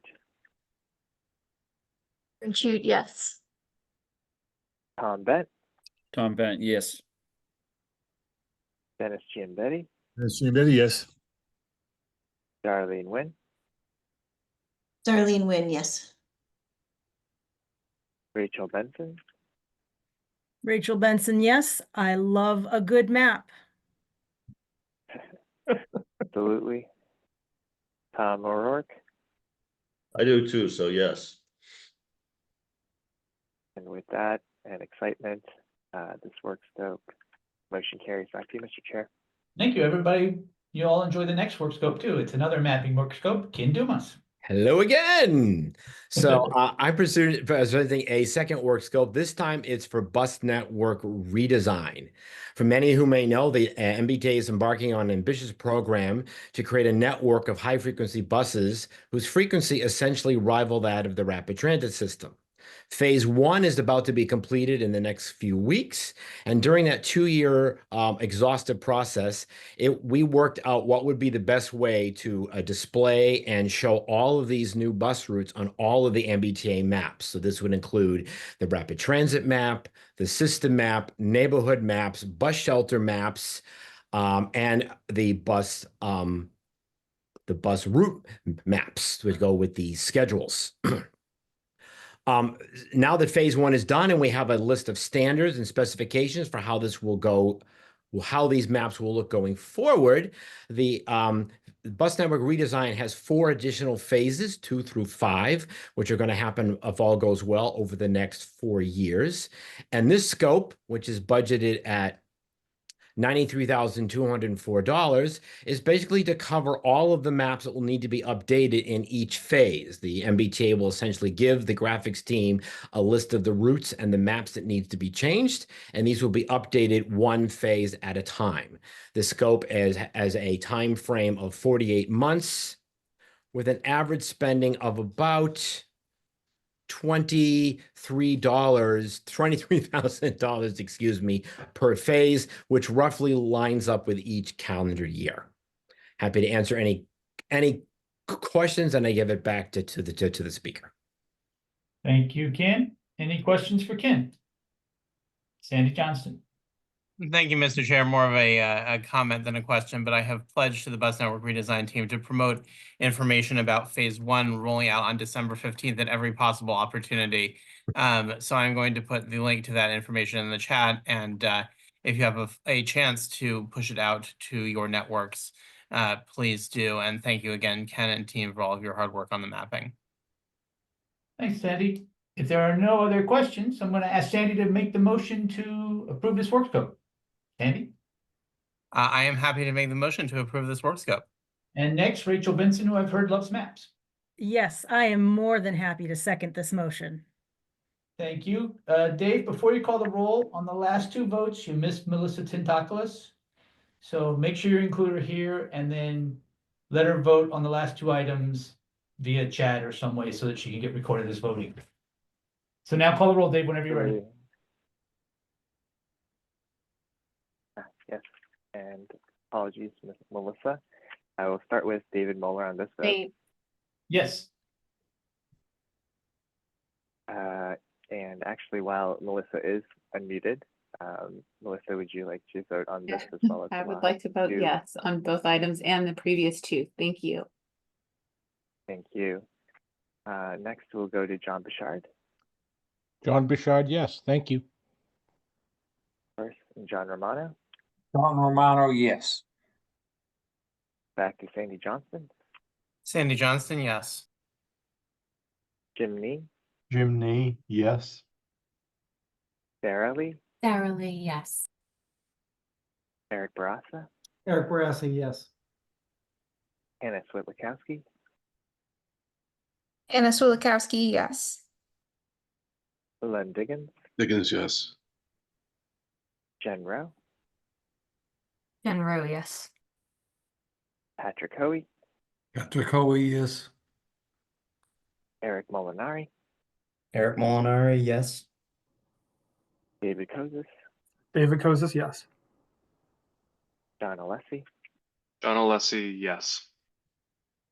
Aaron Shute, Aaron Shute, yes. Tom Bent, Tom Benton, yes. Dennis Giambetti, Dennis Giambetti, yes. Darlene Nguyen, Darlene Nguyen, yes. Melissa, we'll record that vote, and Rachel Benson Yes. and Tom O'Rourke. Tom O'Rourke, yes. With that motion carrying, I think that's our last action item vote for today. Back to you, Mr. Chair. Thank you, Dave. Next item is a presentation on lab and municipal parking, phase 2. Sophie Fox, whenever you're ready. Great, thank you, Mr. Chair. Hello, everyone. My name is Sophie Fox, and I'm a data analyst with the MPO staff. Today, I will be talking to you about the 2024 UPWP discrete study titled Lab and Municipal Parking Phase 2. This study was conducted by CTPS in consultation with MAPC and builds off the first phase of the study that was completed in the 2023 federal fiscal year. Next slide, please. Oh, sorry, one more. Okay, so for some background, the MPO has heard from various stakeholders that there is a need to study parking at lab and life sciences properties in the region. The life sciences industry has seen large amounts of growth in recent years, but there is little available data to help determine how much parking is appropriate to provide for these new developments. Through this research, we explored the relationships between parking requirements, parking supply, and parking usage at life science facilities. In phase 1, through market research and interviews with municipal planners, property developers, property managers, and others, we learned about the zoning codes and parking regulations in different municipalities in the Boston region, methods to adapt unused parking to be more efficient with space, and strategies to reduce single occupancy vehicle use for commuters. Our memo detailing the phase 1 methods and findings can be found on the MPO website, and we'll also be linking to it in the chat.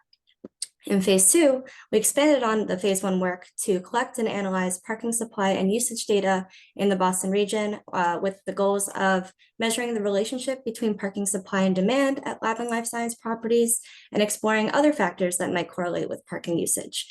The initial intent of this phase of the study was to gather data about properties via a widespread survey and parking counts at least 25 sites. Due to challenges engaging with these facilities, which I will expand upon later in this presentation, the information and results that I will be presenting come from a more limited sample. Next slide, please. So our data collection efforts began with a property manager survey with the purpose of developing a database to use for subsequent analysis and to identify a subset of locations to collect on-site parking counts. The survey included questions about the property itself, like its square footage, the number of parking spaces supplied, and the price of parking. Also about parking usage patterns and any transportation demand management strategies in place to encourage non-driving commuting modes. CTPS reached out to over 140 people from property management companies, life science property developers, municipal planners, TMAs, and a biotechnology trade organization. Unfortunately, despite this widespread outreach, we received only 7 usable survey responses, and we were granted permission to complete on-site parking counts at 4 of them. For these 4 sites, data collectors counted the number of people parked at times of peak demand, as indicated by the property managers in the survey. To supplement this data set, we received parking data for 17 properties from the city of Cambridge. Through its TDM ordinance, the city requires that these properties report the maximum number of vehicles parked over a 48-hour period. Next slide, please. So in total, we were able to obtain parking data from 24 properties from Cambridge, Somerville, Watertown, Waltham, and Natick. The factors we explored in our analyses can be split into 2 categories. So first, parking characteristics like supply, demand, and utilization rate, and transportation characteristics such as distance to transit stops, accessibility of different transit modes, and the number of people who can reach these properties in a reasonable commuting time. The small sample size limited the certainty with which we were able to make claims about the relationships between different variables and make specific recommendations to parking policymakers about changes they should make. Despite this, our preliminary findings illuminated interesting trends that with further research can lead to stronger determinations about the factors that impact parking usage in the region. Next slide, please. So the first relationship that we explored was between parking supply and demand. This histogram shows the distribution of parking supply and demand per 1,000 square feet. For our data, parking supply varied much more than demand and was on average twice as large. The demand didn't exceed 2 spaces per 1,000 square feet for any of the properties, and we found the difference between average supply and demand was greatest in municipalities further from the urban core of the region. None of the properties in our data set had their full capacity of parking reached, and as the parking supply grew, we saw that the demand grew as well, but at a slower rate, which results in a lower utilization rate. This trend we found was statistically significant with 95% confidence. Next slide, please. The other main category of characteristics we studied was transportation access. So for one of our analyses, we compared parking supply and demand at properties that are within and beyond about a 10-minute walking distance from a rapid transit stop. As shown here, the properties that lack convenient walking access to rapid transit supply much more parking on average than the closer properties. Despite this, the average parking demand was only slightly higher for properties further from rapid transit.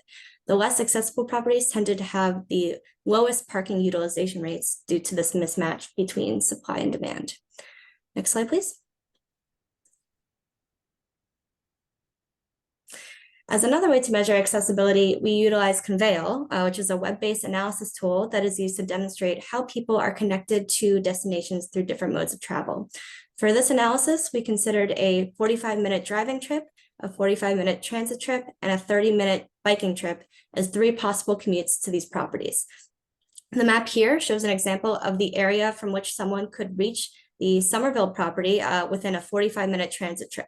First, we found the number of people that live within the shaded area around each property for each mode. And then we divided the number of people who can reach each property by bike or by transit by the number of people who can reach it by driving to find bike and transit ratios. Next slide, please. So the table here shows the results for 7 of the properties, 2 from Cambridge, 2 from Watertown, and 1 each from Somerville, Natick, and Waltham. A few interesting trends were apparent in these results. As expected, closer to the urban core, a higher percentage of people who can reach the properties by car could also reach them by bike or transit. These properties also tend to have higher transit ratios than their corresponding biking ratios. Due to limited transit availability, properties further from the urban core have higher biking ratios than transit ratios and have much lower ratios overall. Though only a small percentage of people can reach the more suburban properties by another mode, none of the parking utilization rates for these properties exceeded 50%. And finally, even for properties with low accessibility, parking demand stayed relatively low, and in some cases are comparable to properties with high accessibility. Next slide, please. One final analysis we conducted involved reviewing 3 different TDM plans shared with us by the City of Cambridge from 1999, 2019, and 2021.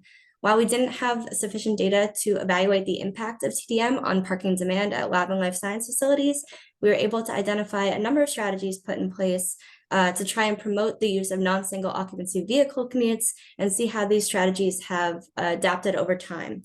These strategies include the introduction and expansion of shuttle service and rideshare programs that provide increased connectedness to properties, the provision of designated transportation coordinators at properties and more easily accessible information about different transportation options, transit subsidies for employees to provide financial incentives for these different commuting modes, more bicycle infrastructure, such as bike parking, as well as funding for bike share memberships, and finally, a robust monitoring program to assess the efficacy of all of these strategies. So we know that not all of the properties and municipalities have the ability to implement all of these strategies now, but with small changes, they could start to reduce the need for commuters to drive and park at these facilities. Next slide, please. we were able to draw a few conclusions about the data we collected. We saw that providing a high supply of parking is related to more driving trips to these sites. But despite a higher rate of driving, facilities with a large supply of parking had lower parking utilization rates, meaning that many of these spaces provided were never used. We also found that where there was more accessibility to transit, the parking was utilized more efficiently, and our conveyor analysis showed that whether or not non-driving modes are a reasonable option for commuters, the parking demand still remained lower compared to the supply. As mentioned, the small sample size definitely limited the strength of these conclusions. We found the most difficulty in getting our survey into the hands of property managers that both had the necessary information available and the willingness to collaborate with us. Additionally, the lack of data limited the analyses we were able to perform, as there were other factors such as parking costs that we wanted to explore, but didn't have enough information to do so. Finally, when looking ahead to possible future work on this topic, there are a few lessons that we learned throughout this process that can be useful. First, more municipalities are building up their TDM plans and parking monitoring infrastructure. And in our conversations, the City of Cambridge has suggested the idea of the MPO supporting municipalities in efforts to collect parking data and add to our regional understanding of parking usage. Other future study ideas that have been presented to us include analyzing the impacts of repurposing excess parking or the impacts of introducing shared parking at some of these sites. So these preliminary analyses provided a great starting point for understanding parking at lab and life science facilities in the region, which can only be deepened by further research. Yes, that's all I have. Thank you. Any questions? Thank you, Sophie. Any questions for Sophie? And then Diggins. Thank you, Mr. Chair. So first, I am very impressed with the work that you've done. I'm usually very impressed with the studies that CPS does. But this one is particularly impressive because you did a lot with very limited data. And I really appreciate the forthrightness by presenting the p-value so that we have a really good sense of the level of conclusion that we can take from any given stat. So with respect to the limitations on the data, any sense of how you might overcome that? Because it seems like it's daunting.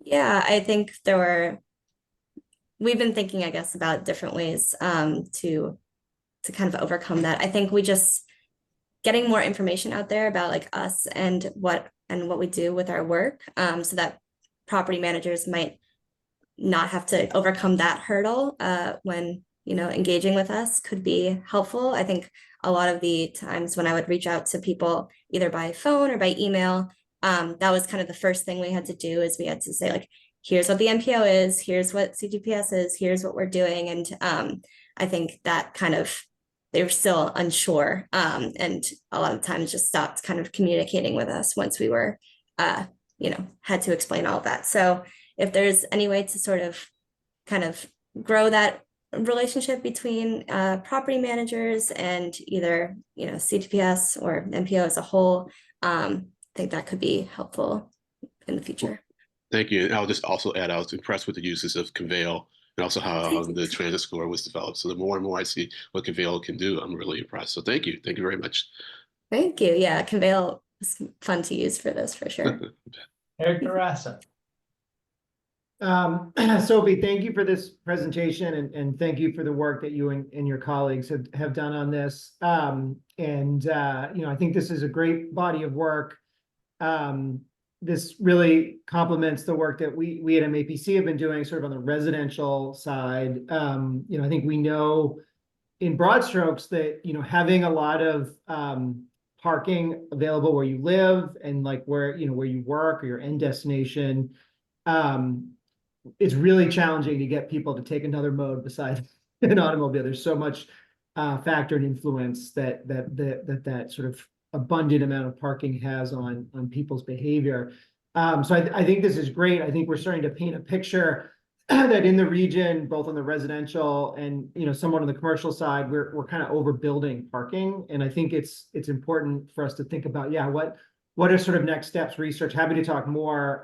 In terms of data, we've been successful in actually working through the municipalities. So having the city staff like send a letter to property owners, because again, same thing, like when we reach out to them, they're like, we don't know who MAPC is, we don't care who you are. But when they get a letter from, the city of Newton, planning department or something, then they tend to respond more. But great work, and really hopeful we can continue this. Thank you. Patrick Hoey. Thanks, Chair, and thank you, Sophie, for this study and the report. I went through the memo last night, and this is of particular interest and relevance to the work that we do at the city in our streets cabinet, as well as the Boston Planning Department with our Article 80 development review process, and any strategies or policies that can help us in our effort to reduce, the number of parking spaces, reduce this overbuilding that we have seen. Less more recently, which is good. We have a good trend in the city, and we've had a sea change in terms of going from minimums to maximums, right, in our guidelines and in our policy. And so that's encouraging.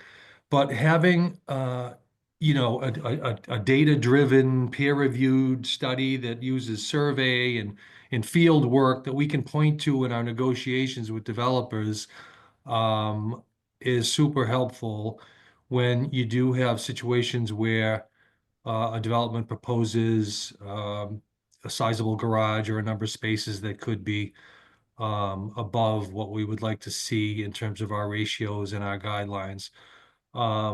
So can't stress enough just how important this work is. And, as we evaluate these projects, and again, we have made progress just in, for example, just in the Marine Industrial Park, one of the lab buildings that was recently built, Innovation Square, was 319,000 square feet, but it had a ratio of 0.45 per thousand, where in the past, we had a rule of thumb years ago that was 1 per thousand, right? Clearly overbuilding. And it's costly for the developers, and they're starting to learn that, hey, maybe where, the resources could be better utilized, with more square footage or amenities or whatever it could be, rather than just an empty facility. So that's also encouraging. But more, please, is my ask. And then how can we help would be my question. How could the city of Boston help to encourage more studies like this? Things that we have tangible in our negotiations with the developers who might not be, as, in line with our current guidelines and parking ratios that others could be, right? Where they want to overbuild and we have negotiations. So any way that we could support this and these strategies and the TDM, we are all for that. So again, Sophie, thank you for this, for the lab space, and, maybe we can expand this for all office space and residential use and just more studies that can point to, reducing the supply, because it just brings more traffic, and we don't want more traffic in the city. So thank you for that, Chairperson and Sophie. Thank you. Don Ben. Thanks, Mr. Chair. Sophie, first of all, thank you to you and whoever else worked on this. This is really great information.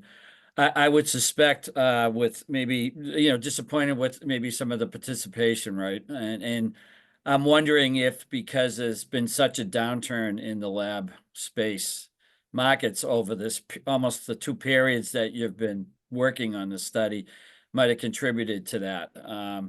I think when, let's be, I know here at Somerville, we had a boom of lab buildings, and a lot of them are empty still. So, obviously there might be some hesitation from those property managers to give you information. But also I agreed with Eric about reach out, and I think, going through the city, you might get more attention, but another opportunity may be through the local Chamber of Commerce. Because usually they have a direct contact with those developments, because we've worked with them through the planning process, usually for years to get to that point. It's just another way of saying, hey, you don't have to worry about this survey, and the other thing too is in talking with a lot of the developers, it's the financing of these projects is where the financiers are actually pushing for the parking. And I think studies like this go a long way to start educating them so that they can be more cost effective. I'm sure most developers would love to build less parking, as long as they didn't think it was going to hinder, their ability to market the spaces. So I agree with you in, being on the UPWP committee. We will be pushing for phase 3 of this study, I'm sure. But thank you. Thank you. And thank you for your help throughout the study. You connected us with some properties, and we did see some of the things you were talking about of like, there are properties, but they are not full yet. So we can't really collect data, but we reached out to some people who were excited about it, but were disappointed that they couldn't participate. So luckily we do have some that are full, so yeah. And hopefully this is temporary, Yeah. O'Brien. Yes, thanks, Mr. Chair. Just to Tom's point regarding chambers of commerce, my day job is to run Chamber of Commerce here in the region, but we also manage the statewide association of chambers. So I've got contacts with all the chambers in the region, should you need any help in connecting with those. Excellent. Any other comments at this time? Seeing none, thank you very much, Sophie. Thank you. Next item on the agenda, I believe, is other business member items. Are there any items come before the MPO at this time? Seeing none, can I get a motion and a second to adjourn? And please state your name for the record when making the motion. Ms. Witkowski. Dennis Witkowski, motion to adjourn. Tom Bent. Tom Bent, I will second that motion. Thank you. Motion having been made and seconded. We are, without objection, we are adjourned. And thanks, everybody. We'll see you in a couple weeks.